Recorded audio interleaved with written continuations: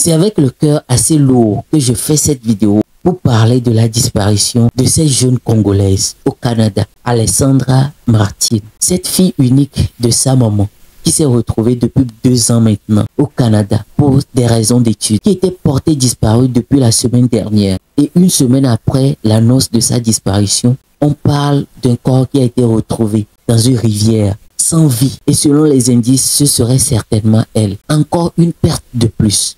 Après l'assassinat de la jeune Togolaise Fortunée en France, après le décès de cette jeune Gabonaise en Turquie, voilà le cas de cette jeune Congolaise qui sort également. On pourrait dire finalement que les filles sont de plus en plus exposées dans de tels pays, et que ce soit dans les pays asiatiques, que ce soit dans les pays arabes ou même en Occident, aucun de ces pays n'offre de la sécurité à la gente féminine aujourd'hui, surtout à la gente féminine d'origine africaine. Quand bien même les hommes sont également vulnérables dans de tels pays. Mais le cas des dames est de plus en plus récurrent. Et mesdames et messieurs, je suis là dans cette vidéo-là pour pouvoir en parler. Je tiens tout d'abord à présenter mes condoléances, mes vives condoléances à cette dame-là, à la maman d'Alessandra. Notre peine est assez grande en ces jours-ci. Internet a été attristé. Toute la toile a été affolée par la disparition brusque de cette jeune dame-là. Toutefois, je pense que c'est également l'opportunité de pouvoir parler à notre communauté, histoire de pouvoir les sensibiliser, ou ne serait-ce que attirer leur regard sur certains faits que moi personnellement, après analyse, après réflexion sur ce cas de disparition qui brise l'espoir de toute une famille, j'aimerais quand même attirer notre attention sur certains points et peut-être que on pourrait quand même résoudre ou quand même ralentir ou réduire les risques dans de tels cas. Je rappelle quand même que ce n'est pas une vidéo pour pouvoir blâmer la maman d'Alessandra. Cette dame-là a tellement souffert. Elle s'est débattue toute seule dès le départ. Elle part du fait qu'elle a été abandonnée. Sa grossesse, la grossesse de la fille même n'a pas été acceptée par son papa. Et elle a été rejetée par sa propre famille. Donc elle s'était débattue toute seule avec cette fille-là jusqu'au jour où elle l'envoie au Canada finalement. Et cela ne s'est même pas arrêté là. Elle a continué par envoyer de l'argent pour son loyer. Et sans blâmer cette dame-là, j'aimerais quand même qu'on puisse se servir de cette histoire-là pour pouvoir interpeller le frère africain. Nous qui cherchons à s'en sortir dans nos pays, qu'on puisse se baser sur cette histoire-là pour pouvoir tirer de vraies leçons. Oui, il y a la pauvreté dans nos pays. Oui, on doit chercher un mieux-être pour nos enfants. Mais dans quelles conditions doit-on le faire? Est-ce qu'il n'y a pas des paramètres qu'on doit vérifier d'abord? On va pouvoir en parler dans cette vidéo. Moi, personnellement, j'ai pu relever 3 points sur lesquels j'aimerais attirer votre attention. Tous ceux qui vont regarder cette vidéo, franchement, j'aimerais interpeller tout un chacun à se pencher sur ces problématiques-là. Et peut-être cela pourrait voilà, réduire ces cas de disparition que nous apprenons à tous les coups. Chaque fois, cela revient et cela devient de plus en plus inquiétant. Je m'en vais tout de suite là, vous énumérer ces points-là. Alors, le premier point qui m'intrigue déjà sur cette histoire de Alessandra, c'est son âge. On parle d'une jeune dame de 21 ans. Et en réfléchissant et en suivant toute l'histoire, on nous parle de la jeune dame qui a quitté son pays, le Congo, et qui s'est retrouvée en temps au Cameroun pour les études également. Et après cela, elle s'est retrouvée en Afrique du Sud. Et c'était après l'Afrique du Sud qu'elle a voyagé pour le Canada. Toujours dans le but pour sa maman de pouvoir lui offrir une meilleure formation. Donc, elle avait vraiment à cœur que sa fille puisse réussir. Mais de vous à moi, en Afrique, à 21 ans, qu'est-ce qu'on connaît de la vie? Je ne fais pas cette vidéo-là pour blâmer la maman d'Alessandra, mais juste pour qu'on puisse réfléchir tout ça à la chose. Parce que certainement, nous sommes en début d'année et il y a encore des enfants, de jeunes frères, de jeunes sœurs qui vont encore voyager. Et surtout pour une fille âgée de 21 ans en Afrique, qu'est-ce qu'elle sait de la vie? Quelles sont les expériences qu'elle a pu avoir ici pour pouvoir se prendre elle-même en charge? Est-ce qu'on pourra dire que quelqu'un, une personne âgée de 21 ans a reçu toute l'éducation requise de ses parents avant de voyager? Je ne sais pas trop. Mais je pense personnellement que ce n'est pas trop sûr qu'une personne âgée de 21 ans puisse avoir tout ce qu'il faut en termes d'éducation pour pouvoir avancer sereinement en Occident. Quand on écoute tout ce qu'il y a comme information sur l'Occident, toute la pression dont parlent les gens, avoir une fille qui se retrouve de l'autre côté, franchement, on doit vraiment prier pour toutes ces jeunes dames-là. Et personnellement, je trouve que c'est assez risqué de laisser sa fille se retrouver dans de tels pays, surtout avec l'insécurité qui grandit dans ces pays-là. Ces pays-là qui étaient autrefois réputés pour la sécurité. Aujourd'hui, on se retrouve devant le fait que les Noirs ne sont pas en sécurité dans ce genre de pays. Que ce soit avant, c'était dans les pays arabes. Maintenant, c'est partout sur la terre. Les Noirs ne sont pas respectés. Leurs droits sont bafoués un peu partout. Et laisser une jeune dame, une jeune fille, dans la vingtaine, au début de sa vingtaine, dans ce genre de pays, c'est bien pour sa formation, mais c'est quand même risqué en termes de développement de sa personnalité, en termes de sa sécurité à elle. Malheureusement, Alessandra, aujourd'hui, est la victime qui nous sert de leçon pour pouvoir apprendre de tout cela, pour pouvoir prendre des décisions qu'il faut. Je pense qu'en début de cette année, plusieurs Africains ont encore voyagé pour, que ce soit pour la France, pour le Canada, pour les États-Unis, pour pouvoir voilà, avoir une meilleure formation universitaire et peut-être revenir dans nos pays pour pouvoir mieux gagner leur vie. Mais j'aimerais vraiment que les parents puissent se pencher sur de tels cas. Avant, c'était la Togolaise fortunée et un temps, c'était également une Gabonaise âgée seulement, je pense, de 19 ans, était retrouvée morte en Turquie. Et on parle de quoi? Même si la pauvreté dans nos pays n'est pas du tout supportable, nous devons quand même œuvrer dans le sens de pouvoir préserver la vie de nos enfants. C'est très important.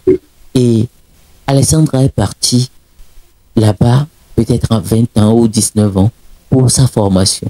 Le deuxième point qui attire mon attention, c'est cette histoire de colocation qu'il y a souvent dans la diaspora, en Europe ou en Amérique et tout. Cette histoire de colocation où tu t'en vas partager un appartement avec un inconnu, une personne que tu ne connais pas forcément. Tu t'en vas partager voilà, ton intimité avec cette personne-là. Vous savez, en Afrique, on aime partager. On est dans une communauté de partage. Mais souvent, ce partage-là se fait entre nous, entre des personnes avec qui on se sent bien, des personnes avec qui on se sent en sécurité, des membres de famille, des amis très très proches. Ce sont des personnes avec qui on a l'habitude de partager notre intimité. Alors, se retrouver à l'étranger, dans un pays où tu n'as pas de repères, tu n'as pas de contact, tu n'as pas de personnes qui te protègent, et se retrouver en colocation avec des inconnus, et voire même des personnes originaires du pays dans lequel tu te retrouves. Et tu te retrouves là, parmi eux. On parle là, pour le cas d'Alessandra, de deux autres personnes avec qui elle se retrouve dans le même appartement. Et quand cette histoire de disparition a commencé, les arguments qui étaient donnés par les uns et les autres, par la fille qui s'appelait Louane et pour le jeune garçon, c'était pas des arguments plausibles. Ça ne donne pas, ça donne froid au dos en fait. Tu sens clairement qu'ils n'ont rien à foutre de la sécurité de cette jeune fille. Et cette histoire de colocation, personnellement, si c'était possible de rester entre Africains ensemble, moi je conseillerais personnellement cela. Si c'était possible de se retrouver entre Africains ou entre des gens du même pays que toi, de se retrouver avec eux dans la même colocation, personnellement je le préférerais. Parce qu'il faut être dans un endroit où, quand quelque chose va t'arriver la nuit, que quelqu'un puisse ouvrir la porte sur toi pour chercher à te sauver. Mais l'individualisme qui règne de l'autre côté là, personnellement, ça ne sauve pas. Ça ne sauve pas. Et dans le cas d'Alessandra, cela a vraiment joué. Cela a provoqué assez d'insécurité. Si c'était possible, dans les cas où en Afrique, par exemple, nous nous retrouvons dans les mêmes maisons en location, et chacun part au boulot et revient. Le soir, quand quelqu'un revient, quand tu es le dernier à rentrer, tu vas saluer tes autres colocataires. Tu t'en vas les saluer pour voir comment a été leur journée et tout. Il y a cette convivialité qui est partagée. Il y a cette convivialité qui est constamment partagée chez nous ici en Afrique. Et je pense que ce sont des réalités desquels les personnes qui se retrouvent de l'autre côté sont coupées. Et cela aussi est une source de pression. Cela est une source de pression de l'autre côté. Et je pense que vraiment, pour les Africains qui s'en vont de l'autre côté, franchement, pensez à cela. Ne soyez pas seulement désespérés et à cause du désespoir, allez résider avec n'importe qui. Parce que vous ne savez pas, vous ne connaissez pas l'histoire de ces personnes-là. Vous les connaissez de nom, vous les connaissez de visage, mais vous ne connaissez pas leur histoire. Vous ne connaissez pas les traumatismes que eux aussi, ils ont subis. Vous ne connaissez pas les problèmes qu'ils ont, que ce soit des problèmes spirituels, que ce soit des problèmes psychologiques. Vous ne connaissez pas les soucis qu'ils ont eus. Et vous allez résider avec eux. Et si cette personne-là, du jour au lendemain, tombe dans un état pas connu et qu'il met votre vie en danger dans votre appartement, vous allez vous sentir comment? Comment est-ce que vous allez vous en sortir? Comment est-ce que vous allez vous en sortir? C'est en Afrique seulement on parle de sorcellerie et tout, mais de l'autre côté aussi, il y a ça. Et il y a ça en abondance même. Je dirais même que leur démon là-bas, c'est terrible. C'est terrible. Donc, se laisser à cause du désespoir, personnellement, je pense qu'on peut opter pour de tels choix quand c'est vraiment urgent. Mais quand on est assez stable, il faut quand même chercher à partir, à se retrouver dans sa communauté. C'est très important. Et cela m'amène à aborder le troisième point, qui est la communauté. Cette histoire de communauté. Les Africains de la diaspora. Les communautés africaines dans la diaspora. Je pense que le travail qui se fait, ce n'est pas encore ça. Je pense que la communauté africaine dans la diaspora doit rester encore plus soudée. Parce que vous vous retrouvez dans le pays de quelqu'un d'autre. Et si vous n'êtes pas soudés, ils vont vraiment vous prendre en étau. Vous êtes vraiment dépourvus. Et quand il vous arrivera quelque chose de mauvais, il n'y aurait personne pour vous défendre. Donc, je pense que c'est très important, au lieu de rester divisé, au lieu de se diviser pour des querelles inutiles, je pense que la communauté africaine, nos pays, que ce soit du Congo, du Cameroun, du Gabon, de la Côte d'Ivoire, du Togo, et tout, je pense que ces diasporas-là doivent demeurer assez forts.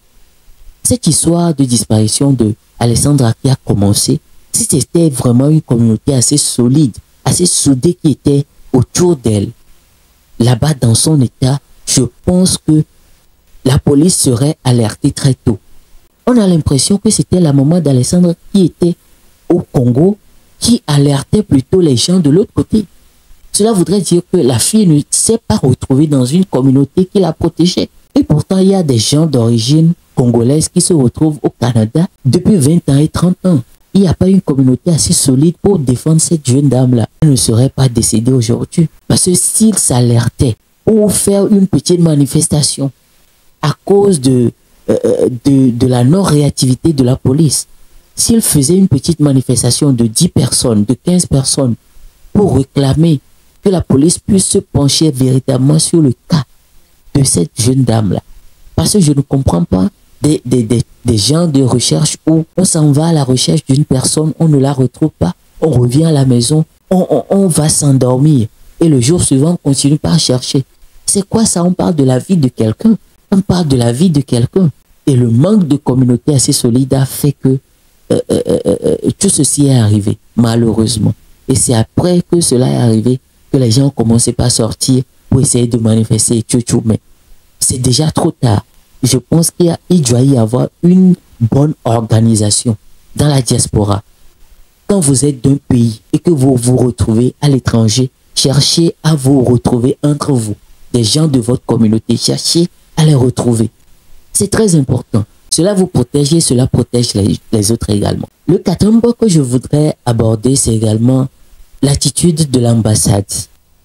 Franchement, c'est le point qui m'a le plus énervé. Le lundi soir, en suivant la conférence de presse sur Internet de cette ambassade-là, de la RDC au Canada, franchement, j'étais tellement offusqué que on voyait l'ambassadeur intervenir sur le sujet comme si c'était un fait divers. Comme quoi, et ils n'ont été alertés uniquement que dans le week-end. Et dès lundi, ils ont commencé par réagir et tout. C'est quoi ce genre de langage-là? On a l'impression, en tout cas, moi je pense personnellement que quand on nomme un ambassadeur dans un pays étranger, c'est pour pouvoir représenter l'État. Et l'État est là pour protéger ses fils et filles. Donc, quand on a un cas comme ça, où Internet est en train d'être troublé, Internet a été alerté pour le cas d'une disparition, vous n'attendez pas d'être alerté, vous auto-saisissez, vous alertez la police. Et quand c'est entre États, ou c'est l'ambassade qui invite la police à se pencher sur un cas donné, il y a plus de promptitude. Mais dans le cas d'espèce, on attend, l'ambassadeur attend que des gens puissent venir réclamer. L'ambassadeur dans un pays étranger, c'est comme un papa, un père de famille qui est là pour protéger ses enfants. Donc, quand tu entends le cri de ton enfant dans la maison, tu n'attends pas qu'il t'appelle pour que tu ailles voir qu'est-ce qui se passe avec mon enfant. Les ambassades doivent s'organiser pour amener les citoyens de leur pays à se constituer en communauté. Parce que si l'information passait de façon verticale de la communauté vers l'ambassade et à rejoindre le pays d'origine, je pense qu'il y aurait beaucoup de choses qui seraient évitées. Voyez-vous même que c'est 8 jours après l'alerte de la maman de Alessandra qu'on se découvre comme quoi la fille a été retrouvée. C'est-à-dire c'était après une semaine de recherche pour une petite ville comme ça. Ce n'est même pas une grande ville, une petite ville. L'endroit où elle a été retrouvée, c'était l'endroit qui était tout le temps désigné pour les recherches. Alors comment se fait-il qu'ils ont fait des recherches et ils ne l'ont pas trouvé là-bas? C'est parce qu'à quelque part, il y a eu de la négligence. Cette façon de gérer la chose. Quand vous êtes nommé ambassadeur, je ne sais pas s'il y aurait un ambassadeur qui va suivre cette vidéo, mais quand vous êtes nommé ambassadeur dans un pays, c'est pour pouvoir protéger vos administrés. Ce n'est pas seulement pour renouveler les cartes d'identité, pour renouveler les passeports et tout. Ce n'est pas seulement pour ça. Ce n'est pas seulement pour négocier des contrats, des collaborations avec vos pays d'origine ou trouver des entreprises fournisseurs pour vos pays d'origine. Ce n'est pas seulement ça. C'est également pour protéger les fils et filles de vos pays d'origine. Et un ambassadeur n'est pas censé tenir le langage que cet ambassadeur-là a tenu là-bas. Personnellement, j'ai été tellement énervé en le suivant. Je n'ai pas pu suivre toute la vidéo. Mais son attitude, le ton dans lequel il parlait, on sent qu'il était à l'aise en lui-même. Ce n'est pas normal. Ce n'est pas du tout normal. Mais cette maman se retrouve aujourd'hui sans sa fille adorée. Et quand on voit sur Internet, on voit la façon dont elle aimait tellement, elle aimait parler de sa fille. Elle aimait raconter leur histoire, leur périple, leur slogan qu'elles avaient ensemble. Quand on voit tout ça, on voit que la perte-là, cette perte-là est tellement énorme. Et je ne sais pas si cette dame-là pourrait s'en remettre. Je ne sais pas. Je ne sais pas si elle pourrait s'en remettre. Je ne sais pas si elle pourrait s'en remettre. Et ma prière, c'est que qu'elle ne se donne pas la mort elle aussi en retour. Parce que franchement, c'est une nouvelle qu'on ne pourrait pas souhaiter même à son pire ennemi en fait. C'est tellement triste, c'est tellement triste. Nous connaissons nos réalités ici en Afrique. Tout ce qui est misère, tout ce qui est pauvreté, par lesquels nous passons ici en Afrique. Et quand tu envoies un membre de ta famille dans la diaspora, c'est dans l'espoir que celui-ci soit un levier par lequel toi aussi tu vas sortir de ta misère. Une personne qui sort d'une famille pour aller en Occident, il devient automatiquement un levier pour faire sortir les autres membres de la famille de la misère, de la pauvreté. Donc, cet espoir-là, toutes les dépenses qui ont été consenties dès le départ pour la formation de cette fille-là, se rendre compte que du jour au lendemain, en l'espace de quelques jours, en l'espace d'une semaine, perdre cet enfant-là, franchement, je sais pas, je sais plus quoi dire. Je sais pas ce que vous en pensez, mais donnez votre avis en commentaire. Et une fois encore, toutes mes condoléances à la maman et à la famille de la jeune Alessandra.